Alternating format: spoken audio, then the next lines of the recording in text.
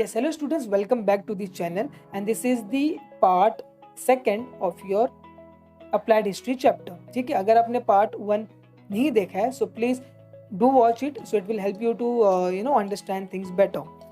तो अगर हम लोग देखें कि तो पिछली बार हम लोग ने क्या क्या कवर किया था, so we have already covered the definition of applied history. Second part के ऊपर मुझे एक अलग से वीडियो बनाना है, मैंने कहा था. We have spoken about the applied history and our present. Fourth वाला पार्ट भी हम लोग ने कंप्लीट कर लिया था, कल्चरल और नेचुरल हिस्ट्री में various form of different tangible और इनटेंजिबल तो कल्चर की बात की थी. ठीक है, आज हम बेसिकली कवर करने वाले हैं ये फिफ्थ और सिक्स्थ वाला पार्ट. ठीक है, protection of the heritage and affiliated professional fields. ये दोनों ही काफ़ी इंपॉर्टेंट टॉपिक्स है. तो फ्रॉम दी बोर्ड्स पर्सपेक्टिव तो इसमें से क्वेश्चन बनने के चांसेस हैं. ठीक है, तो ये हम लोग आज थोड़ा डिटेल में कवर करेंगे और आप बने रहिए तो वीडियो को पूरा एंड तक ज़रूर देखिएगा. Okay, so let's begin.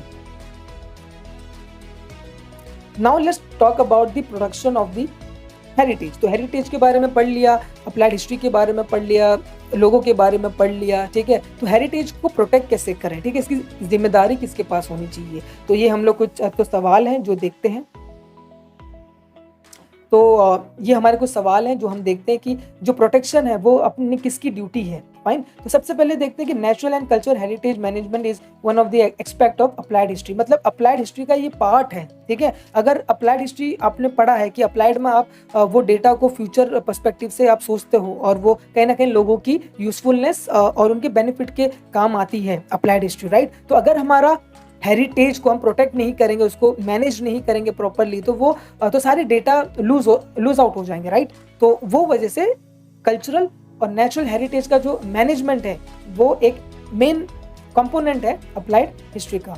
ठीक है, second point, the work of the conservation and preservation of the cultural heritage fall under the jurisdiction of archaeological survey of India. ये एक डिपार्टमेंट है गवर्नमेंट की, आर्कियोलॉजिकल सर्वे ऑफ इंडिया, जो ये सारे जो हमारे साइट्स हैं, जो हमारे तो हेरिटेज प्लेसेस हैं, तो उनको कंजर्व और प्रिजर्व करती है. ठीक है, similarly we also have India state department of archaeology. तो ये दोनों डिपार्टमेंट प्रिजर्वेशन और कंजर्वेशन का काम करती हैं. तो ये तो बात हुई हमारे गवर्नमेंट साइड की. ठीक है, कुछ अथॉरिटीज़ हैं जो काम कर रही हैं. अगर हमें लोगों के पर्सपेक्टिव से भी अगर देखना है तो खाली गवर्नमेंट को ही थोड़ी प्रोटेक्ट करना है. तो as a human being, so as a responsible citizen of this country, तो हमारी भी इक्वल जिम्मेदारी बनती है कि जब हम अपने हेरिटेज को प्रोटेक्ट करें तो उसके लिए हमें क्या क्या चाहिए गाइस. अवेयरनेस की जरूरत है, लोगों तक अवेयरनेस फैलाने की जरूरत है, कॉपरेशन चाहिए, पार्टिसिपेशन चाहिए ऑफ लोकल पीपल. अगर मान लो कि या तो किसी प्लेस में कोई मॉन्यूमेंट है, अगर ताजमहल है, तो उसके आसपास के लोग ही उसको प्रोटेक्ट नहीं करेंगे, अगर हाइजीन क्लीनिनेस नहीं रखेंगे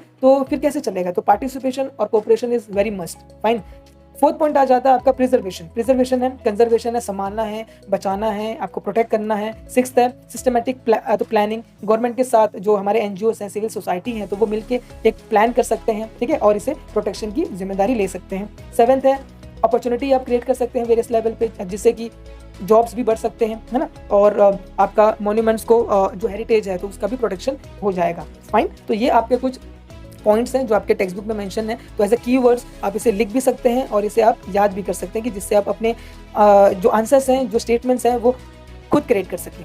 फाइन, फिर नाउ फाइनल जो हमारा स्लाइड है तो उसके बारे में हम लोग डिस्कस करते हैं और वो कहता है आपका एफिलिएटेड प्रोफेशनल फील्ड्स. मतलब अप्लाइड हिस्ट्री के फील्ड में कौन कौन से सेक्टर्स हैं कि जहाँ पर आपको प्रोफेशनल्स अपॉर्चुनिटी मिल सकता है. ठीक है, जॉब की बात कर रहे हैं हम लोग यहाँ पर. ठीक है, आप सभी को जैसे कि पता है कि म्यूजियम्स होते हैं, आर्काइव्स होते हैं. आर्काइव्स एक प्लेस होती है कि जहाँ पर डॉक्यूमेंट्स को संभाला जाता है, हिस्टोरिकल डॉक्यूमेंट्स को संभाला जाता है. ठीक है, preservation and conservation of historical site, जो अभी हमने पढ़ा कि आर्कियोलॉजी ऑफ इंडिया तो मतलब ध्यान रखती है, तो आर्कियोलॉजी ऑफ इंडिया संभालती है.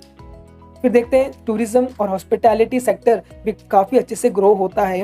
कि जैसे आपको पता है कि बहुत सारे हेरिटेज साइट में बहुत सारे टूरिज्म ग्रो करते हैं. ठीक है, तो वहाँ पर आते हैं लोग देखने, विजिट करने, तो उसमें भी बहुत सारे जॉब अपॉर्चुनिटी क्रिएट होती है. फाइन, फोर्थ कैटेगरी में अगर आप देखोगे तो एंटरटेनमेंट, मास मीडिया के फील्ड में भी काफ़ी अपॉर्चुनिटीज़ हैं. मूवीज़ वगैरह बनाने के लिए तो लोग जाते हैं. ओके, तो अगर हम देखें तो ये सारे फील्ड में आपको जाने के लिए you required a specialized skill. ठीक है, so like architect, engineer, historian, archaeologist, sociologist, archive management professional, legal expert, skilled photographer, ठीक है, एक्सेट्रा। तो आप ये अगर आपके पास नॉलेज है हिस्ट्री से रिलेटेड और आपके पास स्किल है तो आप ये कोई भी प्रोफेशन को इजीली चूज कर सकते हैं और आपको बहुत सारे अपॉर्चुनिटी उसमें मिल जाएंगे, ठीक है। तो ये भी एक इम्पॉर्टेंट क्वेश्चन है, ठीक है, तो जो कि आपके एग्जाम में आ सकता है, ठीक है। ये आपको अच्छे से मार्क करना है, कीवर्ड्स पे फोकस करना है, कीवर्ड्स को बार बार रिवाइज करना है और उसके तो जरिए आप अपना ब्रीफ आंसर प्रैक्टिस कर सकते हैं। फाइन। लास्ट में एक कुछ बेसिक ऑब्जेक्टिव फैक्चुअल नॉलेज आपसे शेयर करना था। आप जैसे कि देख सकते हैं ये आपका टेक्स्ट बुक के कुछ लास्ट पेज पे आपके इंटेंजिबल हेरिटेज के नाम दिए हुए हैं, कल्चरल हेरिटेज की। फॉर एग्जांपल कुटियाट्टम एक संस्कृत थिएटर है केरला में, ठीक है। तो आपके एग्जाम में आपको मैच द फॉलोइंग करने मिलेगा, ठीक है, कि केरला लिखा होगा और यहाँ पर उसका कल्चरल एक्टिविटी लिखा होगा, तो वो आपको पता होना चाहिए, ठीक है। तो ये 2-3 बार रीड कर लेना आप सब, जितने भी कल्चरल नाम दिए हुए हैं और उनके प्लेसेस की कहाँ कहाँ वो लोकेटेड है। फाइन, तो वो आपको हेल्प करेगा। अब देख सकते हैं कि योगा भी इसमें शामिल है, ठीक है, योगा भी शामिल हुआ है। फिर चाउ डांस है हमारे ईस्टर्न इंडिया में। फिर आपका रमन है आपके हिमालय सेक्टर्स में, गढ़वाल साइड में। तो ये सारी चीज़ें आप एक बार देख लीजिएगा। फिर सेकंड इंपॉर्टेंट टॉपिक है आपके टेक्स्ट बुक में आर्काइव्स, ठीक है।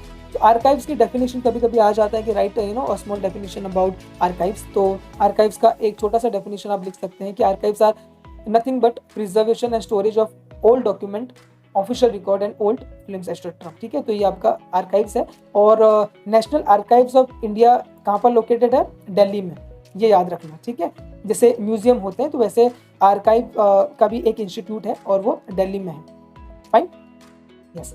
The last thing you have to understand is that एक म्यूजियम है कि जहाँ पर सबसे पुराना म्यूजियम है, बेसिकली अर्लीस्ट म्यूजियम जो डिस्कवर हुआ था इन दी एक्सकावेशन। तो उसका नाम याद रखना है, सिटी का नाम इसमें मेंशन्ड है उर, ठीक है। मेसोपोटामिया में एक जगह है ये तो मेसोपोटामिया तो इराक साइड में, तो प्रेजेंट इराक के साइड में, तो वो वहाँ पर एक सिटी है उर। तो वहाँ पर ये आपका अर्लीस्ट म्यूजियम आपको मिला था, ठीक है। तो ये कुछ बेसिक आपके ऑब्जेक्टिव क्वेश्चन है जिसमें से आपके ऑब्जेक्टिव क्वेश्चन बनते हैं आपके टेक्स्ट बुक के पीछे के। तो ये आप एक बार गो थ्रू कर लेना। कहने का मतलब ये वीडियो देख के आपको सब कुछ तो क्लियर कट हो जाएगा कि ऑब्जेक्टिव क्वेश्चन कहाँ से बन सकता है, ब्रीफ क्वेश्चन में कौन कौन से टॉपिक इंपॉर्टेंट है, जिससे आप अपना मार्क करके अपने रिविजन की स्ट्रेटेजी बना सकते हैं और अच्छे से प्रिपेयर कर सकते हैं। Okay, so let's wind up then.